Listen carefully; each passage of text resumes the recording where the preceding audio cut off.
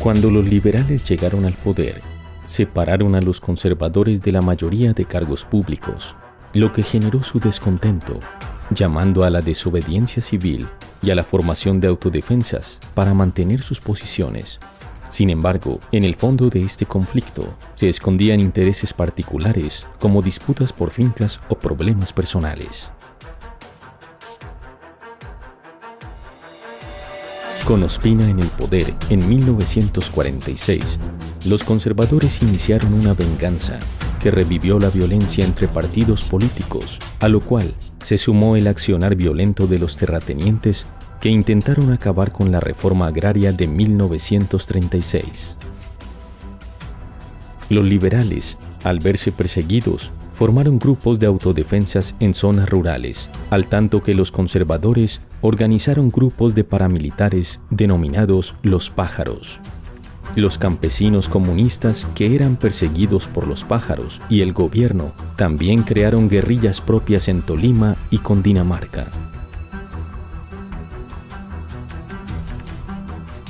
Tras el golpe de Estado de 1953, el general Gustavo Rojas Pinilla declaró una amnistía que permitía que las guerrillas liberales del llano se desmovilizaran, al tanto que las guerrillas comunistas en Sumapaz, Cundinamarca y Tolima continuaron con su lucha. Impulsado por la política norteamericana de la Guerra Fría, el gobierno declaró ilegal al Partido Comunista.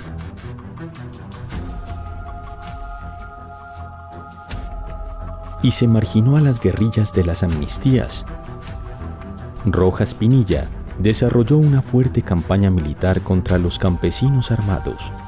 Los líderes que se desmovilizaron de las guerrillas liberales fueron asesinados.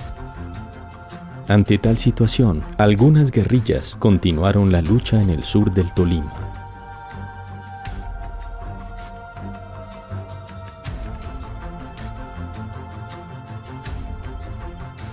Tras el fin de la dictadura, la violencia entre los partidos tradicionales disminuye, dando paso a un conflicto entre las guerrillas revolucionarias y el Estado. En 1958, Alberto Lleras prometió un indulto a las guerrillas y le dio estatus legal al Partido Comunista, buscando la paz en el país. El gobierno se comprometió a apoyar el desarrollo de la economía campesina, así como el mejoramiento de las condiciones de vida en los municipios afectados por la guerra. Promesas que finalmente incumplió. Por esta razón, un grupo de campesinos en el sur del Tolima mantuvo las armas. En el gobierno del conservador Guillermo Valencia, 1962 a 1964, se ordenó bombardear a estos campesinos, quienes en 1965 crearon las FARC, o Fuerzas Armadas Revolucionarias de Colombia.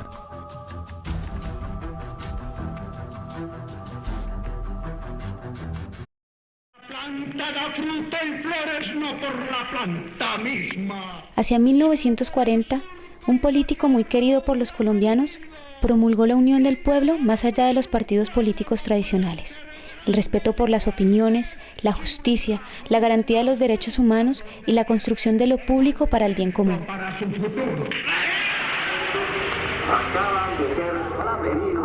Sin embargo, este líder fue asesinado el 9 de abril de 1948 por orden de las élites políticas tradicionales, que vieron amenazados sus intereses económicos por el pueblo que se movilizaba.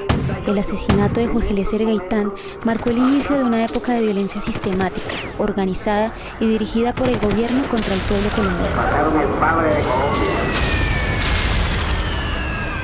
Miles de asesinatos y desplazamientos empezaron a ser el pan de cada día. En respuesta, campesinos y campesinas empezaron a organizar grupos de autodefensa que los protegieran de la persecución del gobierno.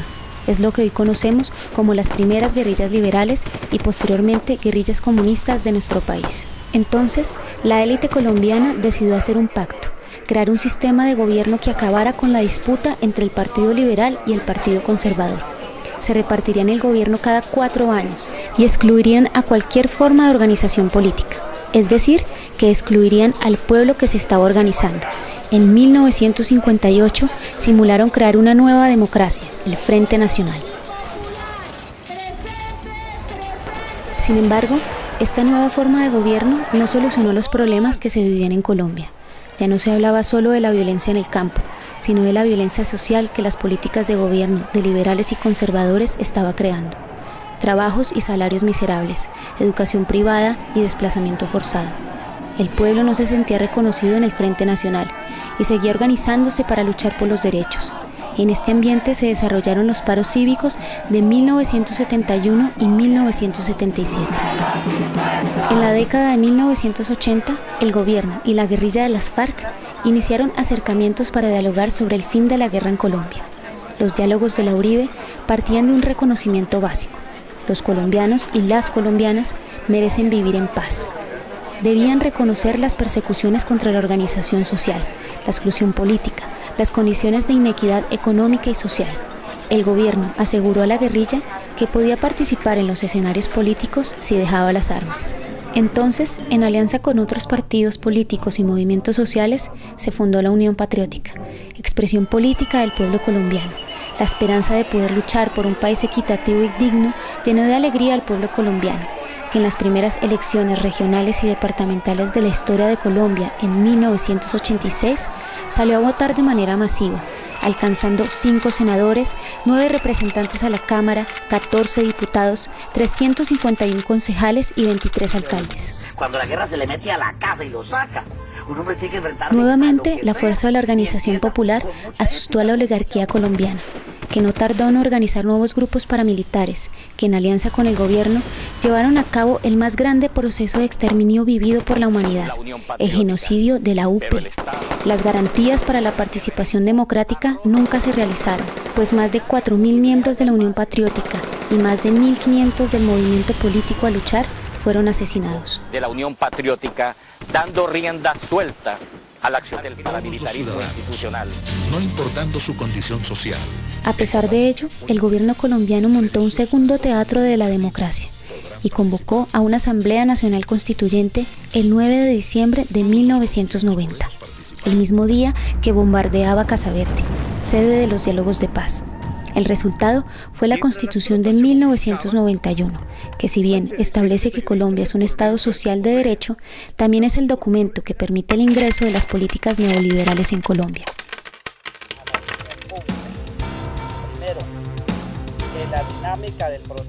En 1998, en San Vicente del Caguán, se instaló una nueva mesa de diálogo entre el gobierno y la insurgencia. Pero mientras el pueblo colombiano se organizaba para participar en la mesa, el gobierno buscaba la manera de rearmarse militarmente a través de la alianza con los Estados Unidos, el Plan Colombia. La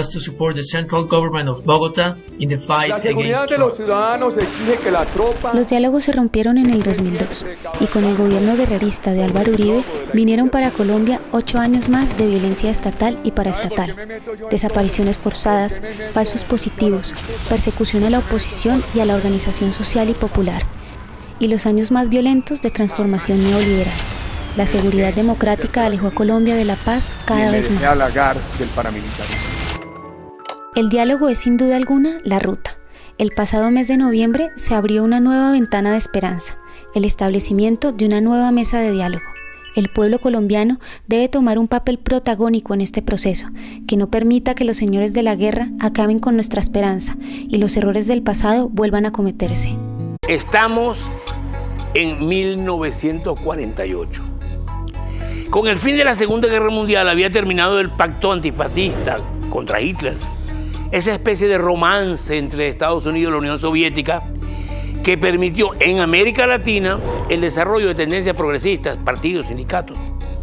Pero ahora Washington inauguraba la Guerra Fría con una campaña anticomunista continental, una de cuyas medidas fue convocar la 9ª Conferencia de Cancilleres a celebrarse en Bogotá en abril del 48, con el fin de crear, como en efecto se creó, la Organización de Estados Americanos, la OEA. En Cuba, viendo venir esto, un joven estudiante de Derecho llamado Fidel Castro aprovechó la presencia en La Habana de unos estudiantes argentinos y les propuso pedirle a Perón el dinero necesario para convocar un congreso de estudiantes latinoamericanos en Bogotá y denunciar la conferencia panamericana. Ese congreso también protestaría contra la ocupación británica de las Malvinas. Perón aceptó, aportó el dinero y el congreso estudiantil fue convocado. Mientras tanto, en Colombia, Jorge Eliezer Gaitán es el gran líder del pueblo y el futuro candidato ganador a la presidencia de la República. Yo no soy yo personalmente, yo soy un pueblo que me sigue, porque se sigue a sí mismo cuando me sigue a mí, pero he interpretado. Es un fenómeno político.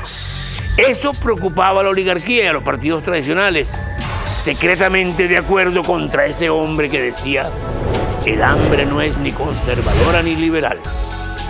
Suele decirse que el asesinato de Gaitán desencadenó la violencia en Colombia, pero no es cierto. Ya existía una gran violencia permanente de la oligarquía contra los sectores populares, mucha matanza de liberales por parte de policías y sicarios del gobierno. Lo que cambia con el asesinato de Gaitán y el Bogotazo es que el pueblo por la primera vez responde a la violencia con violencia y va a seguir respondiendo durante 60 años con diversas formas de lucha armada. El 7 de febrero del 48, 2 meses antes de morir, Gaitán encabeza 100.000 personas en la Marcha del Silencio para pedirle al presidente Ospina Pérez que cese la matanza. Y una semana después, el 15 de febrero, en el entierro de 20 liberales masacrados en Manizales, Gaitán se pronuncia nuevamente por la paz. Pero los asesinatos continúan y el 18 de marzo Gaitán rompe con el gobierno y exige la renuncia de los ministros. El presidente Ospina Pérez responde nombrando canciller al más odiado político, el conservador y fascista Laureano Gómez, para que presida la conferencia panamericana. Y lo primero que hace Laureano Gómez es vetar a Gaitán en el evento que comienza el 30 de marzo. Los estudiantes recogen el reto y proponen que Gaitán sea quien clausure el 10 de abril su propio congreso. El fatídico 9 de abril del 48 al mediodía, Gaitán decide ir a almorzar a un restaurante cercano. Esa tarde tenía en agenda reunirse con Rómulo Betancourt, el político de Venezuela, y con Fidel Castro, el estudiante cubano. Gaitán baja de su oficina acompañado de 4 personas, entre ellas Plinio Mendoza Neira, padre del periodista Plinio Puleyo Mendoza, quien al salir del ascensor toma del brazo a Gaitán y se adelanta con él con el pretexto de que tiene que decirle algo. Ya en la calle lo suelta, aparece el asesino con un revólver, Gaitán gira para huir, pero el asesino le pega 3 balazos, 2 en la espalda y 1 en el cuello. Gaitán cae herido mortalmente y el asesino, un tal Juan Roa Sierra, retrocede apuntando con el arma para que no lo sigan. Sin embargo, unos metros más allá se deja desarmar mansamente por el detective Pedro Emilio Potes, quien se lo entrega a 2 policías para que se lo lleven detenido y extrañamente desaparece. Juan Roa Sierra era un esquizofrénico de tendencias fascistas que se creía la reencarnación del general Santander. El día anterior al asesinato, Roa Sierra, que era un pobre, había exhibido una gran suma de dinero con la cual, entre otras cosas, compró el arma homicida. Mientras Gaitán, agonizante, es llevado a una clínica, los policías que llevan a Roa Roja son rodeados por una multitud que, según relata García Márquez, testigo presencial, es agitada por un señor, comillas, vestido de gran clase, una piel de alabastro y un control milimétrico de su sangre, que dice que hay que matar al asesino. Rodeados y amenazados, los policías se refugian en una barbería. Allí el dueño le pregunta a Roa por qué mató a Gaitán y este responde que no puede hablar porque son fuerzas muy grandes. Finalmente la gente se apodera del asesino, lo matan a golpes y arrastran su cadáver desnudo hasta la presidencia de la República. Al misterioso señor elegante, cuenta García Márquez, comillas, lo recogieron en un automóvil demasiado nuevo, tan pronto como se llevaron el cadáver del asesino. Atención, atención, hoy 9 de abril de 1948. En estos momentos acaban de ser pedidos el doctor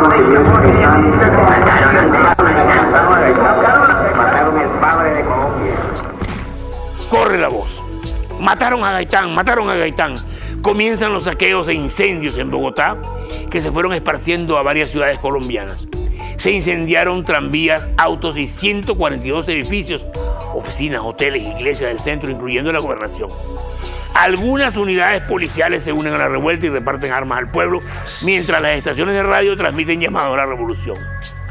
Para quitarle carácter político, la iglesia recomienda al gobierno soltar a los presos comunes para que saqueen. El ejército dispara contra el pueblo y el resultado final del Bogotazo es de 3.000 muertos. La justicia colombiana se cubrió de ridículo cuando sentenció en 1978 que Juan Roa Sierra era un esquizofrénico que actuó por motivos personales y solo. Muy por el contrario, la muerte de Gaitán es el resultado de una acción encubierta, la famosa Operación Pantomima, ejecutada por la Embajada de Estados Unidos y la Policía Colombiana con colaboración de la oligarquía. Así lo confesó en Cuba muchos años después el agente de la CIA, John Mepres Espíritu, que en el 48 estaba en Bogotá haciéndose pasar por estudiante italiano bajo el nombre de Giorgio Rico.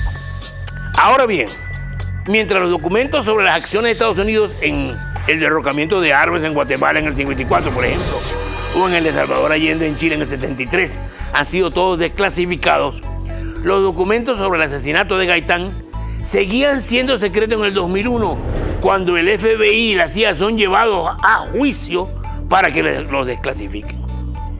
El FBI recordó entonces que había destruido documentos claves y entregó otros sin importancia, mientras que la CIA se negó y se sigue negando hasta hoy a desclasificar los documentos que tienen por razones de seguridad nacional.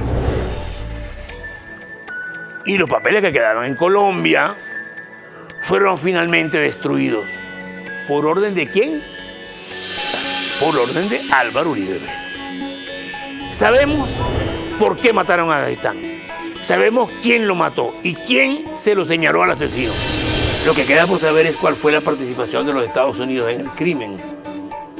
Pero todo indica que eso seguirá siendo, por un tiempo, para ustedes y para mí, otro misterio de la historia.